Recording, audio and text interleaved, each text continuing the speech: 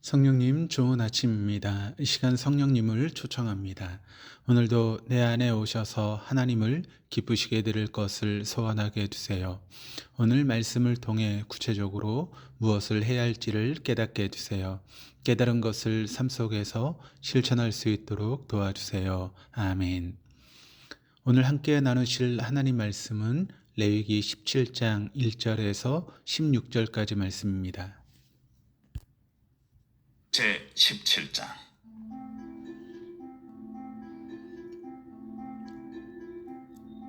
여호와께서 모세에게 말씀하여 이르시되 아론과 그의 아들들과 이스라엘의 모든 자손에게 말하여 그들에게 이르기를 여호와의 명령이 이러하시다 하라.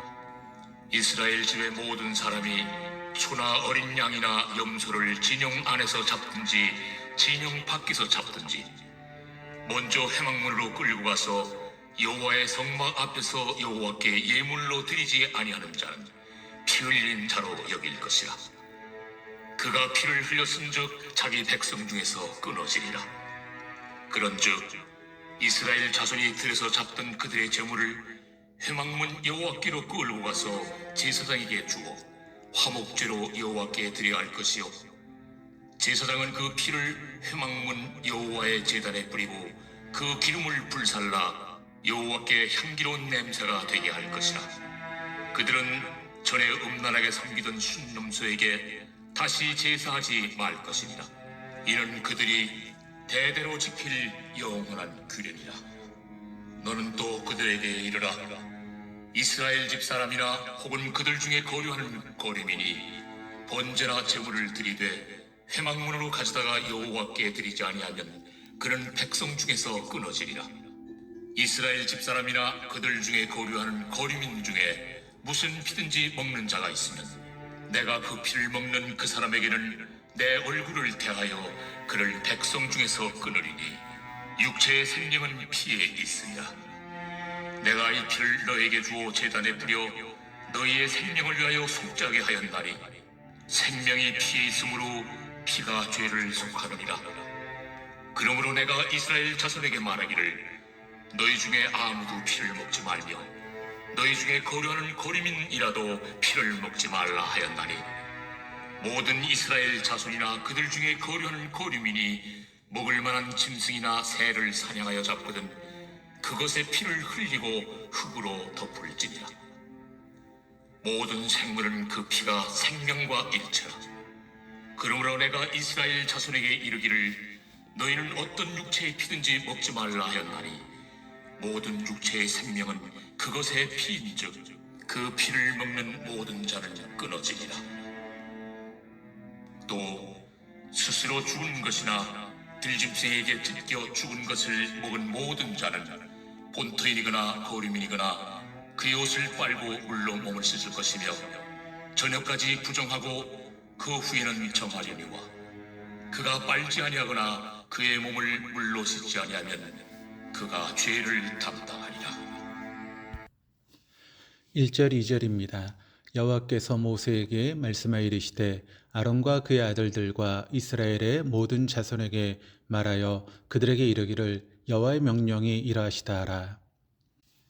본문 1절은 레위기에서 새로운 규정을 제시할 때 사용하는 도입 표현인 여호와께서 모세에게 말씀하여 이르시되로 시작하며, 2절은 레위기 17장의 규정들의 대상이 아론을 비롯한 그의 후손 제사장과 또 이스라엘 백성 모두라고 밝히고 있습니다. 특별히 2절은 말하여, 말씀하여라고 하는 단어를 많이 사용하고 있습니다. 이것은 레위기 17장의 규정이 하나님께서 이스라엘 백성에게 직접 말씀하고 또 명령하셨다라고 하는 사실을 거듭 강조하는 표현입니다. 3절, 4절입니다. 이스라엘 집의 모든 사람이 소나 어린 양이나 염소를 진영 안에서 잡든지 진영 밖에서 잡든지 먼저 회막문으로 끌고 가서 여호와의 성막 앞에서 여호와께 예물로 드리지 아니하는 자는 피 흘린 자로 여길 것이라. 그가 피를 흘렸은즉 자기 백성 중에서 끊어지리라. 이 본문을 통해 하나님께서 강조하고자 하셨던 것은 하나님이 아닌 다른 우상을 위해서 짐승을 잡지 말라는 것입니다. 그렇게 하나님께서 오직 하나님만을 섬기고 예배하라라고 하는 것을 강조하신 것입니다. 하지만 이러한 본질적인 의미를 뒤로하고 후대 유대인들 사이에서 이 본문은 오랫동안 논쟁의 대상이 되었습니다. 논쟁의 이유는 이 내용을 마치 모든 짐승을 반드시 성전 안에서만 잡아야 하는 것처럼 오해하였기 때문입니다. 물론 우리가 하나님의 말씀을 문자 그대로 따르고 지켜야 되는 그런 부분이 있습니다. 그 본질의 의미를 살려두고 변화된 시대에 따라 특별히 예수님께서 이 땅에 오신 상황에 맞게 이를 지혜롭게 적용할 필요도 있습니다. 그렇게 우리는 이 말씀을 해석할 때 성막과 광야 생활이라고 하는 특수한 상황 속에서 아직 출애굽을 한 지 얼마 되지 않은 이스라엘 백성들에게 주어진 하나님의 특별한 강조범임을 기억해야 할 필요가 있습니다. 그 뒤 가나안 정착과 함께 적용된 새 규정은 신명기 12장 15절에서 모세를 통해 다시 주어지게 됩니다. 신명기 12장 15절입니다. 그러나 내 하나님 여호와께서 내게 주신 복을 따라 각 성에서 내 마음에 원하는 대로 가축을 잡아 그 고기를 먹을 수 있나니. 이러한 점을 놓고 보았을 때 하나님께서 광야 생활이라고 하는 특수한 상황 속에서 과거 이집트 문화에 젖어 있던 이스라엘 백성들의 마음을 확실하게 붙잡기 위해서 하나님께서는 가축을 잡을 때 반드시 먼저 하나님께 가지고 나와 잡아야 한다라고 말씀하신 것입니다. 이것은 아직 신앙의 유아기와 같았던 이스라엘 백성들에게 하나님을 중심으로 모시고 하나님을 먼저 생각하는 신앙의 중요성을 가르쳐 주시기 위한 일종의 초등 교육이었던 것입니다. 5절 6절입니다. 그런즉 이스라엘 자손이 들에서 잡던 그들의 재물을 회막문 여호와께로 끌고 가서 제사장에게 주어 화목제로 여호와께 드려야 할 것이요 제사장은 그 피를 회막문 여호와의 제단에 뿌리고 그 기름을 불살라 여호와께 향기로운 냄새가 되게 할 것이라. 5절은 제물을 여호와께 가져오게 하고 또 회막문 앞으로 가져오게 하고 그리고 제사장에게 가져올 것을 강조하면서 이 제물을 화목제물로 여호와께 드리라고 말하고 있습니다. 이어서 6절은 제물의 피를 회막문 여호와 제단에 뿌리고 기름을 제단에서 불살라 하나님께 향기로운 냄새가 되게 하라라고 하고 있습니다.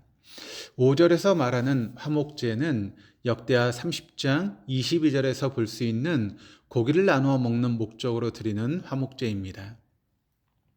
화목제는 하나님께 기름을 드리고 제사장의 몫으로 우편 뒷다리를 준 후에 나머지 모두는 바치는 사람이 다른 사람들과 함께 나누어 먹게 됩니다.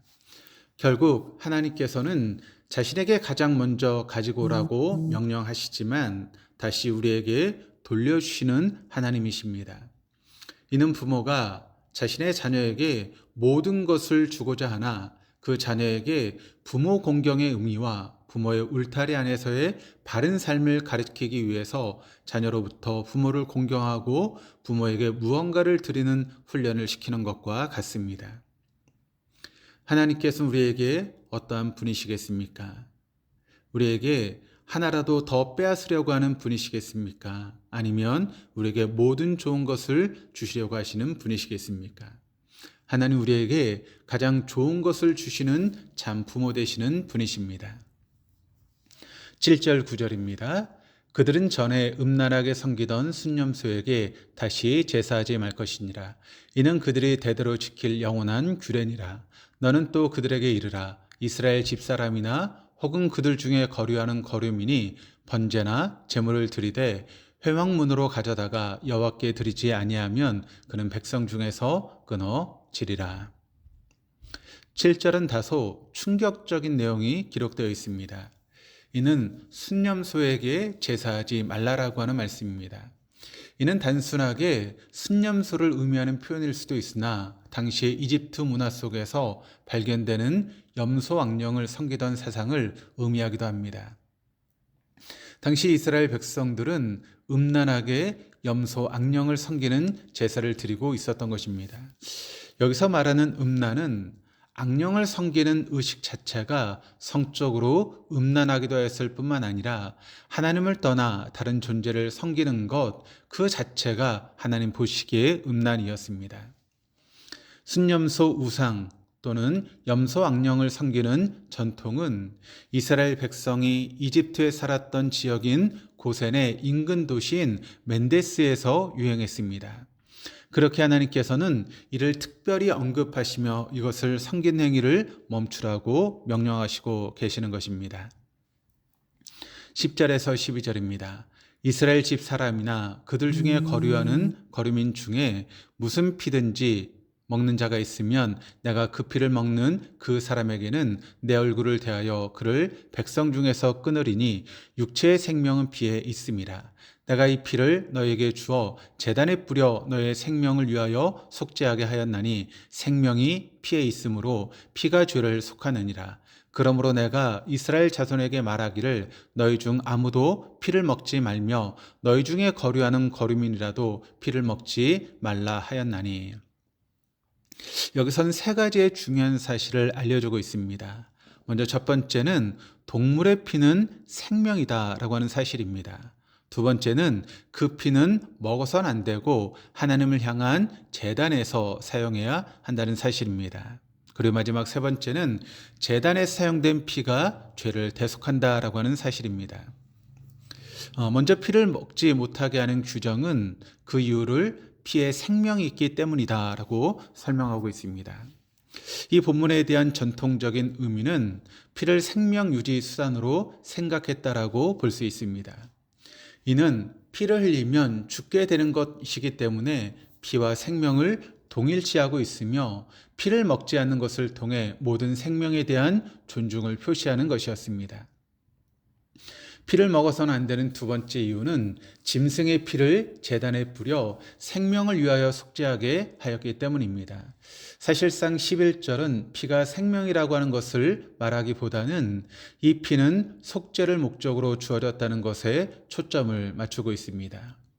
죄를 지은 사람은 하나님의 진노를 받게 되고 이 진노는 죄인의 죽음을 초래합니다. 그러나 죽음을 통해 흘린 제물의 피는 생명을 상징하고 이 피는 죄인과 하나님의 진노 사이에서 죄인을 죄에 대한 징벌로부터 구하게 만듭니다. 피가 생명의 대속물 기능을 하게 된 것은 피 자체에 특별한 효능이 있기 때문이 아니며 생명이 피에 있으며 그런 피를 하나님께서 사람의 죄를 속죄하는 용도로 제정하셨기 때문입니다. 그렇기 때문에 하나님께서는 피로 상징된 짐승의 생명을 인간의 죄를 속죄하기 위해서 대신 취하신 것입니다. 13절 14절입니다. 모든 이스라엘 자손이나 그들 중에 거류하는 거류민이 먹을 만한 짐승이나 새를 사냥하여 잡거든 그것의 피를 흘리고 흙으로 덮을지니라. 모든 생물은 그 피가 생명과 일체라. 그러므로 내가 이스라엘 자손에게 이르기를 너희는 어떤 육체의 피든지 먹지 말라 하였나니 모든 육체의 생명은 그것의 피인즉 그 피를 먹는 자는 끊어지리라. 13절 14절은 피의 규정 중에서 사냥한 짐승의 피를 처리하는 규정을 기록하고 있습니다. 이 규정은 피를 먹지 못하게 하는 규정을 가축을 넘어서 사냥을 통해 포획한 야생 동물에게까지 확대하고 있습니다. 야생 동물은 사냥의 성격상 성막에서 잡을 수 없지만 사냥한 짐승의 피를 먹어서는 안 되었습니다. 대신에 사냥한 짐승의 피를 모두 땅에 쏟아내고 그 피를 흙으로 덮도록 하였습니다. 피를 흙으로 덮는 이유는 사람들이 피에 접촉하지 않게 하는 것도 있지만 생명을 그 기원 흙으로 되돌아가게 하는 의미를 가지고 있습니다. 14절은 피가 생명이라고 하는 것을 다시 한번 강조하고 있으며 이를 두 번에 걸쳐 반복하여 말하고 있습니다. 마지막 15절 16절입니다. 또 스로 죽은 것이나 들짐승에게 찢겨 죽은 것을 먹은 모든 자는 본토인이거나 거름인이거나 그의 옷을 빨고 물로 몸을 씻을 것이며 저녁까지 부정하고 그 후에는 정하려니와 그가 빨지 아니하거나 그의 몸을 물로 씻지 아니하면 그가 죄를 담당하리라. 15절 16절은 자연사한 짐승이나 다른 들짐승의 공격을 받아 죽은 가축의 경우를 기록하고 있습니다. 이런 경우 짐승은 피를 모두 쏟아내지 못하였기 때문에 그 짐승의 고기를 먹으면 피를 함께 먹은 것이 되기 때문에 그 사람은 부정하게 됩니다. 이것은 피를 직접 먹는 것과는 구별이 되는 상황입니다. 피를 직접 먹은 사람은 백성 중에서 끊어지게 되지만 스스로 죽은 것과 찢겨 죽은 짐승의 고기를 먹은 사람은 저녁까지 부정하게 되는 것으로 한장합니다. 이렇게 부정하게 된 이스라엘 백성은 옷을 빨고 물로 몸을 씻은 후 저녁까지 부정하고 그 후에 정하게 됩니다. 하지만 하나님께서 정하신 방법대로 물로 몸을 씻지 않으면 부정한 상태에서 성전과 공동체를 더럽혔기 때문에 죄를 담당하게 됩니다. 이처럼 구약은 반복해서 생명을 상징하는 피를 먹지 말라고 합니다. 과거 유월절은 1년생 어린 순양이나 염소를 잡아서 구워 먹고 그 피를 문설주에 바르는 날이었습니다. 그런 점에서 이 피는 죽음의 재앙을 피하여 구원을 주시는 하나님의 은혜였습니다. 이때 피를 내는 짐승은 어린 양으로 대표되는데 요한복음에서는 예수님께서 유월절에 어린 양의 이미지로 등장하십니다. 그런데 신약 예수님의 유월절 만찬에서는 놀라운 장면이 나타납니다. 예수님께서는 죽음을 앞둔 유월절 만찬에서 제자들로 하여금 어린 양의 몸과 피를 상징하는 빵과 포도주를 먹고 마시게 하셨습니다. 여기서 예수님은 진정한 유월절 어린 양이 바로 자신이심을 나타내셨습니다. 구약의 전통을 잇는 장면은 피의 상징으로서 포도주를 마시도록 했다는 점입니다. 빵과 포도주는 각각 양의 고기와 피를 의미하므로 결국 예수님은 제자들이 유월절 양의 살과 피를 통째로 먹고 마시게 하신 셈입니다. 이것은 예수님 자신이 진정한 유월절 양으로서 죄의 심판으로부터 백성들을 구하러 오신 메시아이심을 스스로 드러내신 행위였습니다.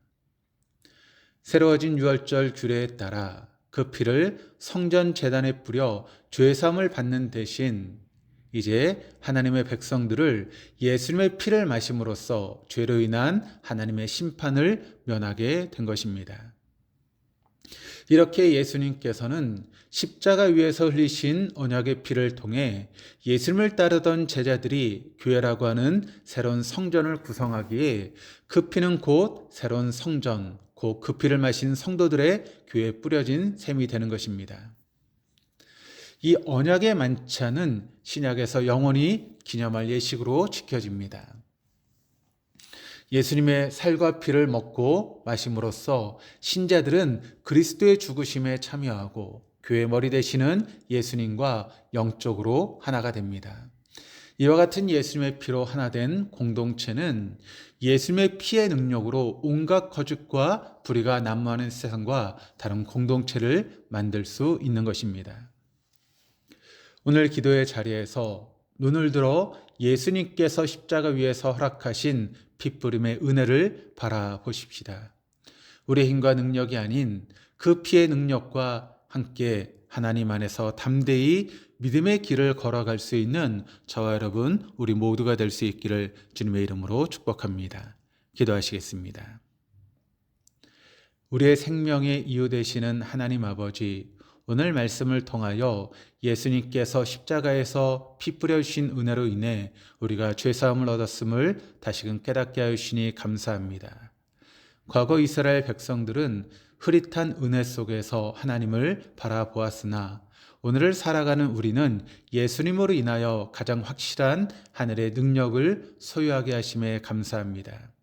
예수님께서 허락하신 은혜를 생각하며 세상의 여러 험난한 일들을 믿음으로 감당하는 우리 모두가 되게 해 주옵소서.